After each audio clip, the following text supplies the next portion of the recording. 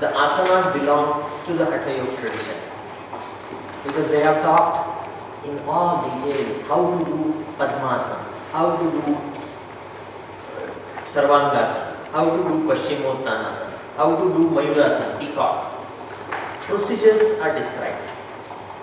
Ashtanga Yoga does not talk about names of asanas. It just says, do the asana, steady and comfortable pose. That is asana. Hatha Yoga goes deep. Hatha Yoga says there are 8.4 million asanas in total. We talk about asanas. The next step is pranayama. Pranayama is control of vital force, control of prana. And this prana can be controlled via controlling the breathing. Continuously there is an exchange of vital force between you and the surroundings. Every moment there is an exchange of energy, and most of this exchange is taking place through the breathing. So if you want to control prana, you can control breathing and achieve the control of prana. But breath is not prana. Understand that. That's why I said it. Many people have a wrong understanding. They say prana is breathing. No. Then the next is mudras, psychic gestures and bandhas. You have learned mudras? Yes. What is this? Yoni mudra for meditation, introversion. Then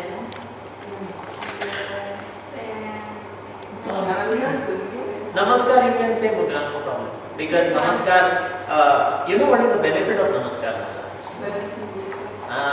Correct. Balancing left and right hemisphere.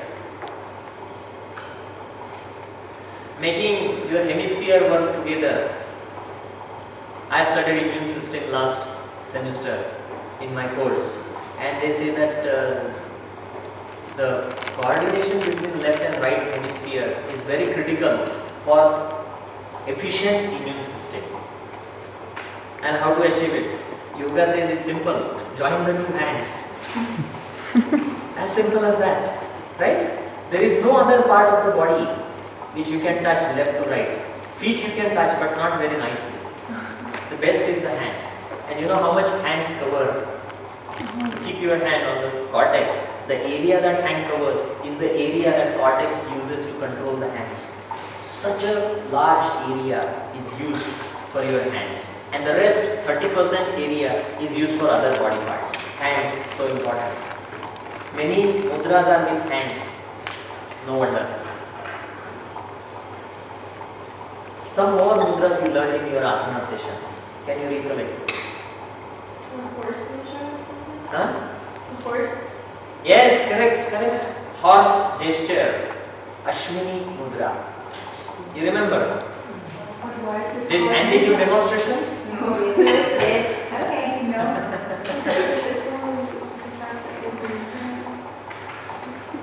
He would never give demonstration. And he would also not do corrections. The horse gesture where you contract and relax the anal sphincters. Yes? But this is not a bandha. Huh? Why is it called mudra, Ashwini mudra? It has nothing to do with hands. But not all mudras have everything to do with hands. There are more mudras that you learn. And Hatha Yoga mudras, there are 10 mudras in Hatha Yoga. They are not talking about hands. They are different. So first is Ashwini mudra. But which way would Actually, Ashwini mudra is also not in the classical 10 mudras. why not Jalandhara mudra? Jalandhar Bandha. There is no mudra. It's not a mudra. Actually, Jalandhar Bandha is included in mudras. Bandha is included, but it's called Bandha. Jalandhar Bandha. But it is included in mudra because it affects the mind. Mudra is something that affects the mind. You have done it. I don't know why you are not able to recollect. You have done many mudras in asanas. Surrender. Huh? Surrender. Sharanagat mudra. Very good. Correct. Sharanagat mudra, the gesture of surrender. Then Yoga mudra. Correct. Very true. Yoga mudra, Vajrasana. Yoga mudra. Then There's one very important mudra that you are forgetting. Viparit Karni mudra. Viparita Karni mudra. Inverted pose. Inverted pose is a mudra. It's a mudra. It's not asana. Because it affects your mind in depth. With Padmasana, affects your mind as well. Yeah, but not as strong as mudras. Mudra, the word, Sanskrit word mudra is actually a state of consciousness, particular state of consciousness. There are mudras in dance, Indian classical dance, the Kathak, the Bharatnatyam, they also use a lot of mudras. Mudras come from tantras. Hatha Yoga has only talked about 10 mudras, but there are so many more mudras. With the hands, there are so many more. Like this is called prana mudra. If you are very tired, you do this, you will feel good. There is heart mudra. If you do this mudra in 5 minutes, your heart rate will come down. If you don't believe, you can do it tonight in the Vaman. I'll tell you. Remind me about heart mudra. Your heart rate will come down, whether you wish it or whether you don't. Then, if you want to reduce the weight, which one? Sarvangasana is too hard on the neck, so it's not recommended beyond 10 minutes. 10 minutes is maximum recommended time for Sarvangasana. Even 7 minutes, 8 minutes is okay. Like headstand, Well, if you were no to one stop recommends talking and headstand for laughing, more and than if 5 you minutes. would- 5 minutes is the max, or 7 minutes max. Instead of that, do Viparit I Karni. don't know. I'm Do it for concentrating now. on my fingers. What's Okay, that? so let's Heart. move on. Heart mudra. Cleansing techniques.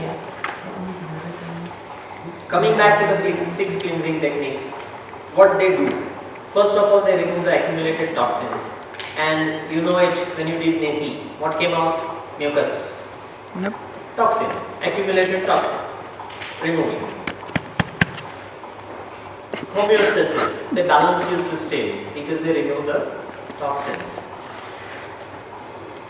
They remove also the blockages to the nadis. This is important things. Neti water. What is the requirement of Neti water? How it should be? Warm, salty, like your tears. Okay, perfect description. Warm, salty like your tears. So first, You have to make you have to yourself try. cry. And if you can't try yourself, make someone try it. Taste their tear water. Correct, absolutely precise description. Why it should be warm. Let's discuss why it should be warm.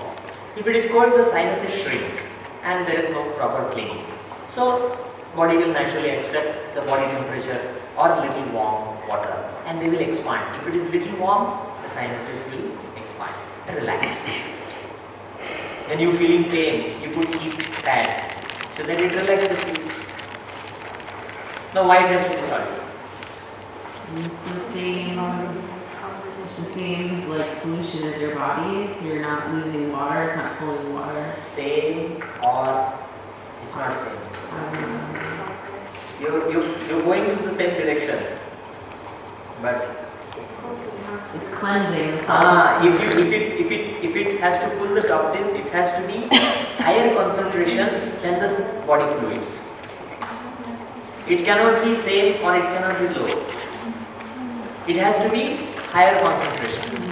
If it is higher concentration, what will happen? It will pull the toxins or intracellular fluids. Remember that. If it is less salty or if it is no salty, it will be absorbed in your sinuses and you will have swollen sinuses. There was a guy from Israel, I remember very clearly. He said, I have done Neti so many times, you don't need to tell me all these things. I said, well, no problem, I recommend. If you want, do it. If not, because that's what we can do, right? We can just recommend. People don't listen. I know it and I'm used to it, so it's okay. I say, I have done my job.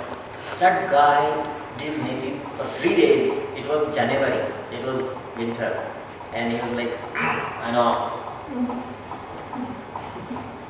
And then later on, for 10 to 12 days, he had very severe cold. And he blamed it on the weather. He tried to convince me that it was the fault of the weather in the ashram, nothing to do with his Neti. But I am sure that it was, people find it difficult. Vaman is the best. you can avoid those attacks. Right? The vomiting is not a big deal. Why we have made it a big deal? Because of social aspects to it. And we have made a mess. And why social aspects? Let me tell you something which is a reality which I found out. And if you want, I can give proofs. People who have very big egos, very big ego, cannot do Vaman. Sometimes when they try Vaman, they cry. Did you vomit as you were I've praying? seen people crying for Never. hours on the day when they do Vaman. And the next day they say, yes, I'm feeling clean now. My personal experience is if I get angry with someone, which I often do.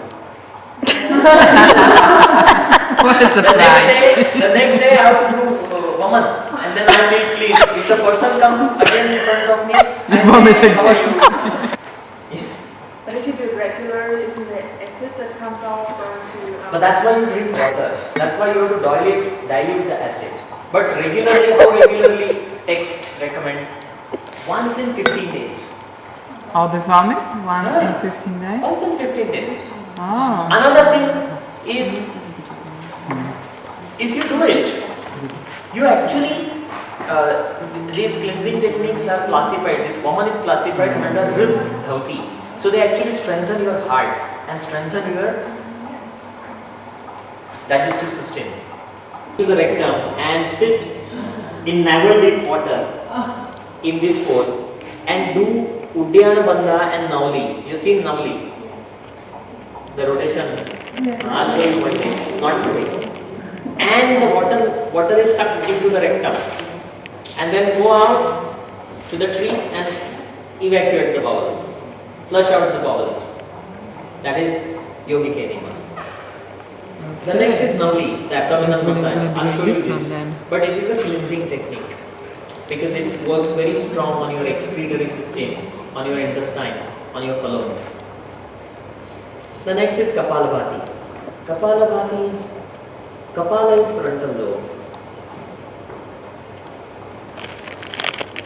Bhati is to shine, clean.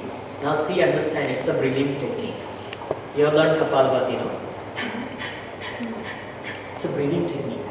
And still it is considered not as pranayama. It is cleansing technique. Because it cleanses frontal lobe, means your rational, logical mind, where you take decisions, where you make strategies, where you plan things. This is the most evolved part of your brain, forebrain, right? Prefrontal and frontal cortex.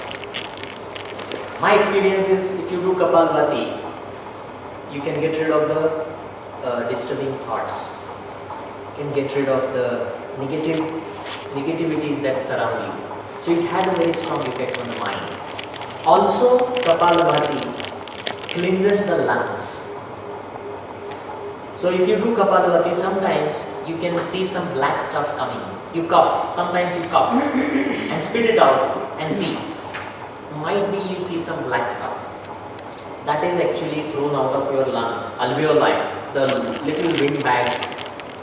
Those are blocked because of the pollutants, the carbon particles. You go to Nasik, stay there for 2 days and then come and do Kapalbati. And see what I mean. The next is Trataka, cleansing of the eyes. Kapalbati, Andy has talked a lot, right? So I am not going to talk. Trataka, cleansing of the eyes. You look at one point, one object, without blinking the eyelids, continuously, till your eyes shed tears. When the eyes shed tears, you just warm up your palms and gently massage your eyes. One round of Trataka. Again start looking at the object. Continue.